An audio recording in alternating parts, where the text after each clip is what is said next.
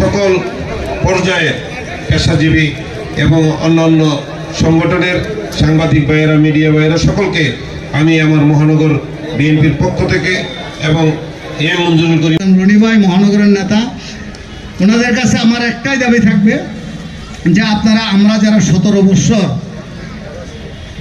বৎসর যারা আপনাদের ডাকে,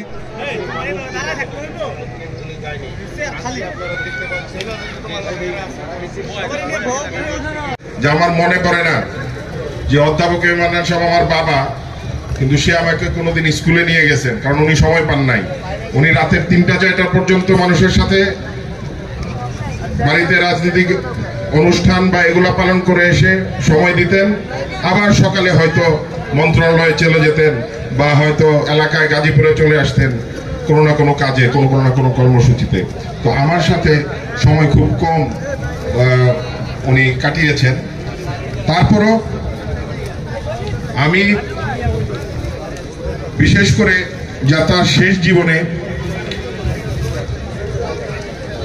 হয়েছিল, এই শেষ নির্বাচনে আওয়ামী লীগ মরিয়া হয়ে গিয়েছিল তাদের মুখ রক্ষার জন্য, যে এই গাজীপুরের নির্বাচন তাদেরকে যে কোনো ভাবে হোক জয়লাভ করতে হবে। কিন্তু গাজীপুরের মানুষ এত ভোট দিয়েছে বিএনপিকে এবং মান্নান সাহেবকে যে তারা চুরি ডাকাতি করেও সেই ভোট কাটতে পারে নাই। করব তো আমি আমার বক্তব্য এখানেই শেষ করছি। সকলকে ধন্যবাদ।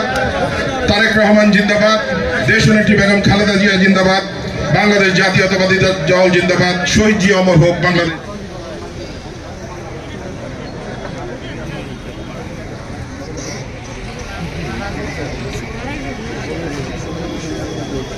আমরা একটা বিএনপির প্রতিষ্ঠান দেখতে চাই, আমরা একমত ইনশাআল্লাহ। এখানে আমার বক্তব্য শেষ করা হবে। সম্মানিত সভাপতি,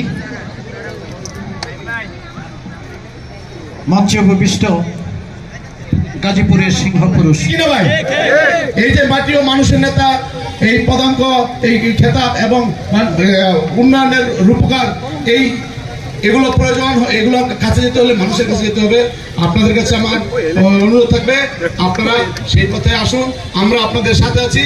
8টি থানা বিএনপি, আপনাদের 8টি থানা বিএনপি সভাপতি, সেক্রেটারি, অঙ্গ সংগঠন সকলেই আপনাদের সামনে আছে। ধন্যবাদ। সরকার ভাই সহ উপস্থিত, মঞ্চে উপস্থিত নেতৃবৃন্দ, আমি সকলের নাম নিলাম না, কারণ সময় এখন 6টা 19 বাজে। অল্প কিছুক্ষণের মধ্যেই মাগরিবের আজান দিবেন আমাদের। আমি আজকে বলতে চাই, গাজীপুর মহানগর বিএনপির বিপ্লবী সভাপতি জননেতা শওকত হোসেন সরকার, সাধারণ সম্পাদক মঞ্জুরুল করিম রনি হয়তো একজন সংসদ হবেন, একজন মেয়র হবেন। আপনারা আল্লাহ অধ্যাপক মান্নান স্যারের যে সমস্তগুলো স্বপ্নগুলো রয়েছে, শিক্ষা প্রতিষ্ঠানে আপনারা ব্যাপক অবদান রাখবেন, এলাকার উন্নয়নে আপনারা দুজনে মিলেমিশে কাঁধে কাঁধ মিলিয়ে কাজ করে যাবেন। স্যারের সকল প্রত্যাশা আপনারা পূরণ করবেন, সে আশাবাদ ব্যক্ত করে সকলকে শুভেচ্ছা জানিয়ে আমি আমার বক্তব্যকে শেষ করছি। করিম রনি আমাকে জীবনে প্রথম দেখেছে। সুতরাং আমরা এমন এই মানিকজোর, একই চেহারা, একই উচ্চতা, সমযোগ্যতা, সকল দিক থেকে একরকম। সুতরাং এই মানিকজোরদেরকে আমরা মানিকজোরের মতো রাজনীতির মাঠে দেখতে চাই। আমরা সকলে তাদের পাশে আছি। সম্মানিত সভাপতি,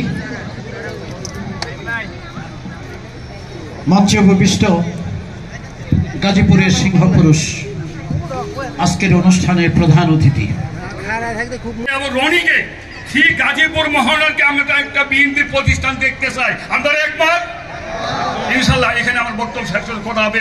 বাংলাদেশ কাজে যাবেন না। যদি আপনার কোনো সমস্যা থাকে, গাজীপুর মহানগরের সভাপতি, গাজীপুর